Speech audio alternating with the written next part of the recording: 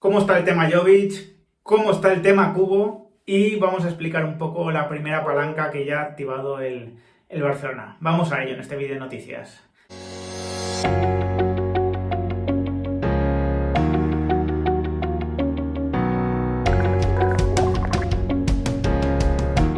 Muy buenas a todos, ¿qué tal? Ya está publicada mi charla con Pepe Herrero, en este caso. Nos falló Jesús porque no pudo finalmente y bueno, hemos dejado ahí una buena charla, yo creo. Y creo que ya os está gustando a muchos, ¿no? Así que me alegro muchísimo. Y bueno, quería hacer este segundo vídeo del día de noticias para comentar temas que me preguntáis mucho, lo de Jovic, lo de Kubo y también comentar esa primera palanca del Barcelona, ¿no? Que creo que puede ser importante, ¿no? Como siempre os digo, si os gustan este tipo de vídeos, suscribíos al canal los que no lo estáis y vamos a ello, ¿no? Vamos a ello. Vamos a ver, tema Jovic. Ha sacado una información Hugo Cerezo en relevo diciendo que podría haber finalmente una opción de compra por Jovic y que se espera que se cierre en los primeros días de la semana que viene, ¿no? Todavía no se conocería la cantidad de esa cifra, ¿no? De esa opción de compra, pero podría ser, bueno, pues una cantidad, digamos, que al Madrid ya le satisfaciese en caso de que la Fiorentina decidiese llevarla a cabo, ¿no? Yo, por mi parte, he recibido una información que tiene que ver con que la cesión podría alargarse un segundo año. No sé si oficialmente, porque la UEFA está limitando este tipo de contratos, pero podría de alguna manera quedar asegurado un segundo año de cesión en caso de que la Fiorentina no ejerciese esa opción de compra que comenta Hugo Cerezo. Así que no os extrañe si al final la cesión se prolonga más tiempo, porque ya digo que es una información que me ha llegado. Os comento también que el Madrid va a tratar de adecuar la operación a una fiscalidad lo más ventajosa posible, como os comenté ayer. No tiene que cuadrar exactamente con 30 de junio porque Jovic ya ha pasado días fuera de España y por lo tanto puede evitarse que sea residente fiscal en España haciendo la operación en los primeros días de julio. Así que bueno, vamos a ver si se puede concretar, porque ya digo que el ahorro de impuestos para el Real Madrid con respecto a Jovic, si no fuese residente fiscal en España, podría ser importante y merece la pena, bueno, pues ir a por ello, ¿no? Fijaos que pasaría de tributar un 45% a un 19%, así que la diferencia es, desde luego, que sustancial. Seguiré atento al tema Jovic y con cualquier novedad os comento, ¿no? Tema Kubo. Os comenté que la Real Sociedad estaba muy interesada, que eran optimistas con la operación, pero también os comenté que había diversas diferencias, ¿no? El Madrid quiere una cesión pura y dura, la Real Sociedad quiere un traspaso y que lo normal es que se tuviesen que encontrar en un camino intermedio donde el Madrid conservase los derechos de Kubo, porque aquí la noticia es que el Madrid no quiere perder los derechos de Kubo, ¿no? El Madrid todavía confía en Kubo y no quiere perder el control sobre él. La Real Sociedad, lógicamente, lo que quiere es tener el control sobre él porque quiere darle un espacio en el equipo. Entonces tienen que ponerse de acuerdo en esto. Ayer comentaba Antón Meana que, pese a que hay buena predisposición por parte de los dos equipos, de momento no se están poniendo de acuerdo y que Kubo querría saber su destino para empezar la pretemporada pues donde le toque, ¿no? Así que veremos cómo se resuelve este tema. Si me sigo enterando de cosas, pues os iré contando, por supuesto, ¿no? Y sobre el tema de la palanca del Barcelona. El Barcelona ya ha comunicado que vende el 10% de los derechos durante 25 años por 207,5 millones de euros, dejándose o quedándose con una plusvalía de 267 millones de euros. ¿Por qué hay una diferencia entre la plusvalía que se da y lo que finalmente cobra, que son 207,5?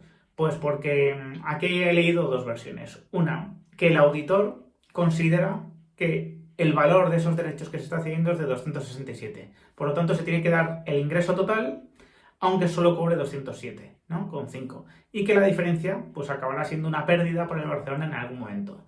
Y también he oído una segunda versión, y es que se va a crear una sociedad en la que el Barcelona aporta 67 millones de euros y Sixth Street aporta 207 y que de alguna manera eso le genera al Barcelona una plusvalía de 267 porque es lo que está de alguna manera vendiendo. También le generaría una deuda de 67, lógicamente, ¿no?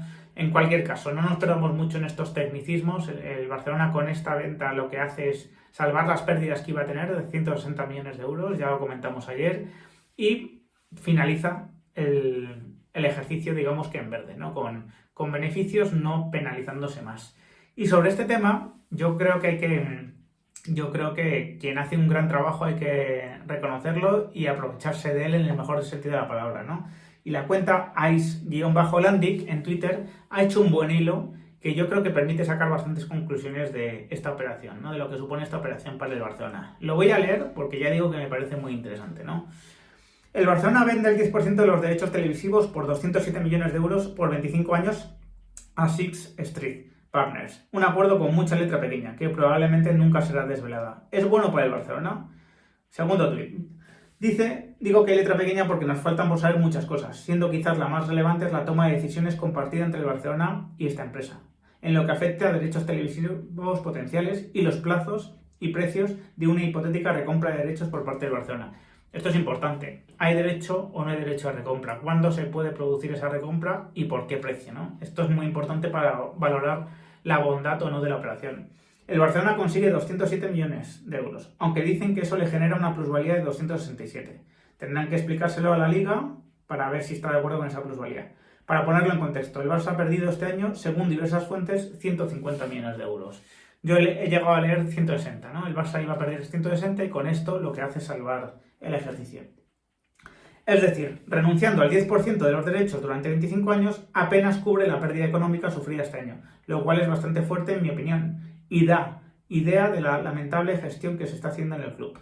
Es decir, el patrimonio neto, que ya era negativo en 451, con las pérdidas de este año se hubiese ido a los 600. De esta forma, si se dedicara íntegramente la venta a sanear el patrimonio neto, el agujero aún tendría 330 millones en negativo.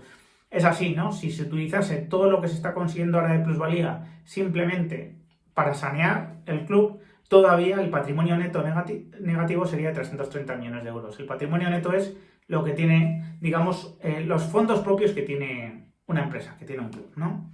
Así que tenerlo en negativo normalmente es de una extrema gravedad. Eso sin gastar un duro en ningún fichaje ni en nada, solo en sanear el balance, que en el fondo es lo que deberían hacer.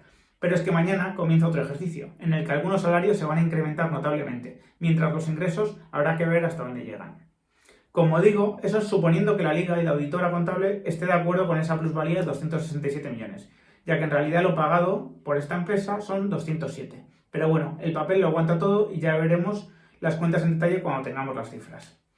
Echemos unas cuentas rápidas. Esto es muy interesante, ¿eh? Lo que va a comentar.